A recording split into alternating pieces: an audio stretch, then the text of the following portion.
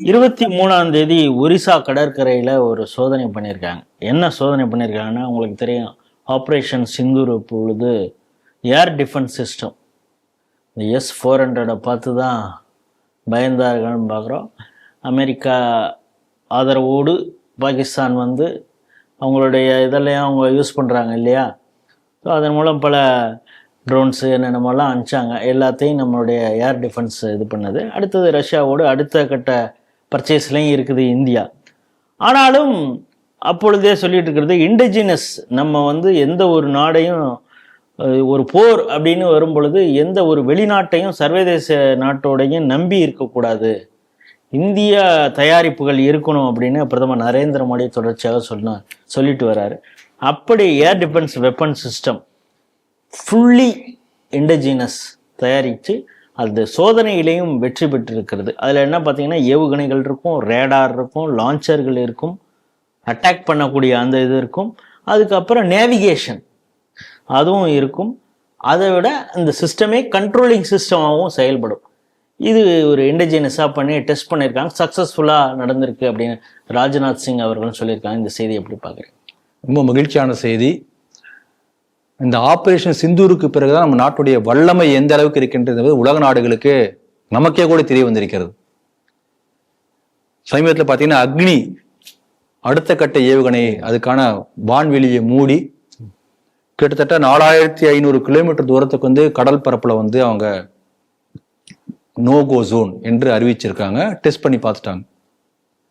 அப்ப என்ன கணிப்பு சொல்றாங்கன்னா, கிட்டத்தட்ட 6000 கிலோமீட்டர் வரைக்கும் தாக்கக்கூடிய அக்னி ஏவுகணை சோதனைக்காக அந்த மாதிரி செய்யப்பட்டது என்று பத்திரிகையில் செய்தி வந்திருக்கிறது. ஆனா பொதுவா என்ன சொல்லுவாங்கன்னா, ராணுவத்தை பொறுத்த வரைக்கும் முழுமையான ரகசியத்தை வெளியில சொல்ல மாட்டாங்க, சொல்லவும் கூடாது. அதனால ஊடகங்கள்ல யூகிக்கக்கூடிய விஷயம் என்னன்னா, கிட்டத்தட்ட 10,000 to 12,000 கிலோமீட்டர் தூரம் வரை துல்லியமாக சென்று தாக்கக்கூடிய அக்னி ஏவுகணை சோதிக்கப்பட்டிருக்கின்றது என்று யூகிக்கப்படுகிறது. அதாவது இங்கிருந்து சோவியத் ரஷ்யா முழுக்க அமெரிக்காவை கூட தாக்கக்கூடிய அளவுக்கு திறன் படைத்த, சீனாவின் இந்த மொழியும் சொல்லக்கூடிய அளவுக்கு திறன் படைத்த அக்னி ஏவுகணை சோதித்து பார்க்கப்பட்டிருக்கின்றது என்று யூகமாக ஒரு தகவல் வந்திருக்கிறது. சமீபத்தில் நீங்க பார்க்கலாம், நாமே நம்முடைய சொந்தமான விமானம் தாங்கி கப்பலை கட்டக்கூடிய அளவுக்கு திறன் படைத்தவர்களாக மாறிவிட்டோம்.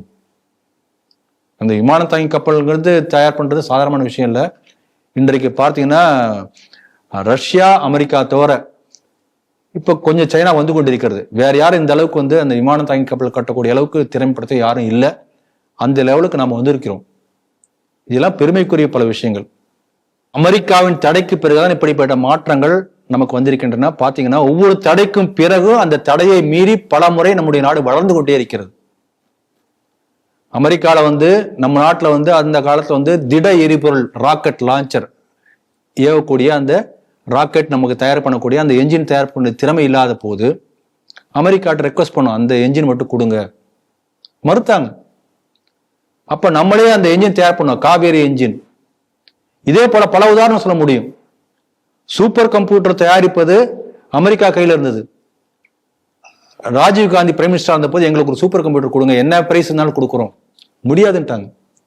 நம்ம நாட்டுல புனேல உள்ள சிடாக் என்ற அமைப்பில் இருக்கக்கூடிய சயின்டிஸ்ட் எல்லாம் சேர்ந்து கிட்டத்தட்ட வந்து ஒரு வருஷம் முயற்சி பண்ணி அன்றைய உலகத்துல பெரிய சூப்பர் கம்ப்யூட்டராக இருந்த கிரே என்கின்ற கம்ப்யூட்டர், கிரே என்கின்ற அந்த கம்ப்யூட்டரை விட அதிக திறன் படைத்த பரம் 8000 என்கின்ற சூப்பர் கம்ப்யூட்டர் அதை விட பல மடங்கு குறைவான விலையில தயார் செய்து ஐரோப்பியன் மார்க்கெட்ல நம்முடைய சூப்பர் கம்ப்யூட்டர் வாங்குவதற்கு அப்புறம் ஆள் வந்தாங்க. இதெல்லாம் பண்ண சாதனைகள். இப்படி பல சாதனை சொல்ல முடியும். எதனால சொல்றேன்னா, நம்ம கிட்ட அந்த அளவுக்கு அறிவு திறன் நம்ம நாட்டு மக்களிடம் இருக்கிறது. இப்ப S-400 பத்தி சொல்லும்போது கூட என்ன சொல்றாங்கன்னா, அந்த இப்ப S-500 தயார் பண்ண போகிறார்கள்.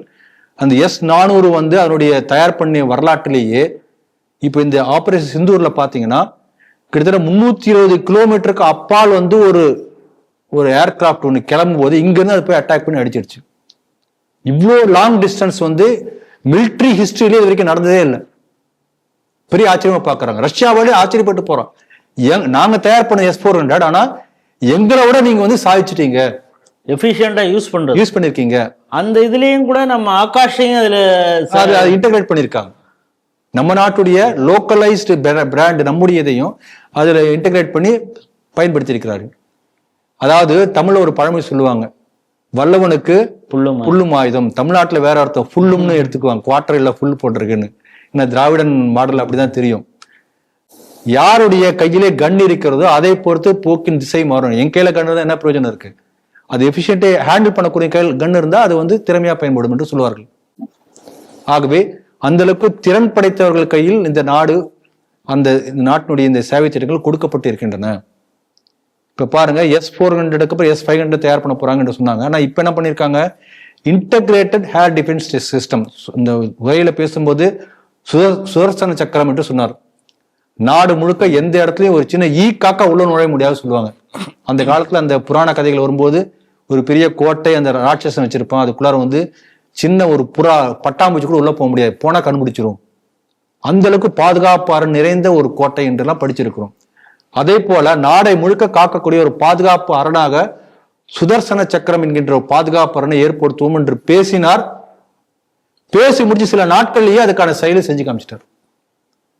அதாவது வெறும் சொல்வதை செய்வோம் செய்வதை சொல்வோம்ங்கிறத முழக்கமா சொல்லல, செஞ்சே காட்டியிருக்கார். இதுல பாத்தீங்க, நீங்க அழகா சொன்னீங்க, இதுல எல்லாத்தையும் இன்டகிரேட் பண்ணிருக்காங்க. இன்றைக்கு பாத்தீங்கன்னா இந்த S-400 500ல பாத்தீங்கன்னா ஒரு பெரிய பெரிய ஏர்கிராப்ட், ஒரு பெரிய ஒரு மிசைல், ஒரு ராக்கெட் இந்த மாதிரி வரும்போது அதை இடைமறித்து தாக்கக்கூடிய ஒரு கெப்பாசிட்டி உண்டு, intermediate range and long range. ஆனா இதுல பாத்தீங்கன்னா சின்னதா ஒரு ட்ரோன் வருது, இவ்வளவுதான் இருக்கு. அது மாதிரி ட்ரோனையே இன்டர்செப்ட் பண்ணி தாக்க முடியும். ஹெலிகாப்டர் வருது, விமானம் வருது, ரேடார் அழிக்க முடியும். அப்ப எல்லாத்தையும் இன்டகிரேட் பண்ணக்கூடிய ஒரு ஏர் டிஃபென்ஸ் சிஸ்டம் நம்ம தயார் செய்திருக்கிறோம். ஸோ உலகத்துல இது ஒரு புதுசு, உலகத்துக்கே புதுசு. அது இன்டெலிஜென்ஸா நம்முடைய நாடு நாமே சுயமா பண்ணியிருக்காங்க. அதனால உண்மையிலே வந்து ஒரு பெருமைக்குரிய ஒரு விஷயம். நம்ம நாடு பாதுகாப்பானவர்கள் கைகள் இருக்கின்றது என்பது மீண்டும் ஒரு முறை நிரூபணமாகி இருக்கிறது. அதனால உண்மையிலே அந்த கிரெடிட் வந்து எல்லாருக்கும் போகணும். இந்த ஆபரேஷன் சிந்தூர் பத்தி சொல்லும்போது ஒரு விஷயம் ஞாபகத்துக்கு சொல்றேன், இப்ப ஞாபகத்துக்கு வருது. அதை பெருமையா பல பேர் பேசினாங்க. அதுல என்ன சொன்னாங்கன்னா, பயங்கரவாதிகள் யார் யார் இருக்காங்களோ அந்த அந்த எந்த ரூம்ல இருக்காங்க, இப்ப இந்த ரூம்ல, இந்த கட்டடத்துல ஒரு குறிப்பிட்ட ரூம்ல பயங்கரவாதிகள் தங்கியிருக்காங்கன்னா அந்த ரூம்லயே மட்டும் போய் டக்குன்னு அந்த ரூம் மட்டும் அங்க பயங்கரவாதிகள் க்ளோஸ், பக்கத்து ரூமுக்கு குண்டு போல, அந்த அளவுக்கு துல்லியமாக தாக்கி இருக்கிறார்கள் என்று பாராட்டினாங்க. அப்ப இதுல ரெண்டு விஷயம் பார்க்கணும். ஒண்ணு, பயங்கரவாதிகள் யாரா இருக்காங்க என்கின்ற இன்டெலிஜென்ஸ் இருக்கு, முதல் விஷயம்.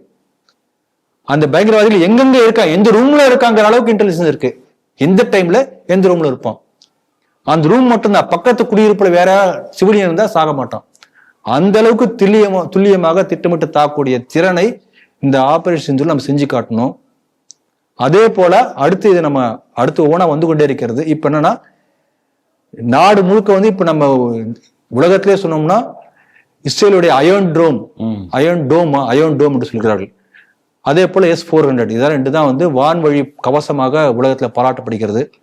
அதை விட ஒருபடி மேலே இருக்கக்கூடிய அளவுக்கு வந்து எல்லா திறனும் பெற்ற இது என்னன்னா long range, short range, intermediate range, அதே போல சின்ன சின்ன பொருட்கள், ட்ரோன்ல இருந்து ஆரம்பித்து பெரிய மிசைல் வரைக்கும் எல்லாவற்றையும் இடைமறித்து தாக்கக்கூடிய அளவுக்கு வந்து இன்டகிரேட்டட் ஏர் டிஃபென்ஸ் சிஸ்டம் வந்து டெஸ்ட் பண்ணி பார்த்துருக்காங்க. உண்மையிலே பெருமைப்படக்கூடிய ஒரு விஷயம். அதனால ஒரு பழமொழி சொல்லுவாங்க, வலிவு படைத்தவனே வாழ்க்கைக்குரியவன், சர்வைவல் ஆஃப் த ஃபிட்டஸ்ட் சொல்லுவார்கள். யார்கிட்ட ஸ்ட்ரென்த் இருக்கோ அவன் சொல்லக்கூடிய பேச்சு தான் உலகம் கேட்கும். நீ பெரிய படிப்பாளியா இருந்தாலும் சரி, பெரிய ஒரு தத்துவ ஞானியா இருந்தாலும் சரி, உன்னும் வலிமை என்று இல்லை என்று சொன்னால் உலகம் உன் பேச்சை கேட்காது. அதனால நம்ம நாடு வந்து தத்துவத்துக்கோ ஞானத்துக்கோ அறிவுக்கோ நம்ம நாட்டுக்கு பக்கத்துல யாரும் வர முடியாது. ஆனாலும் கூட நமக்கு வலிமை இருந்தால் மட்டுமே உலகம் நமக்கு நம் சொல் பேச்சை கேட்கும். அதனால அந்த வல்லமை பெறக்கூடிய ஒரு பெரிய வாய்ப்பை வந்து மோடி அரசாங்கம் தொடர்ந்து முனைப்பு காட்டி ஏற்படுத்தி கொண்டிருக்கிறார்கள், பாராட்டுகிறோம்.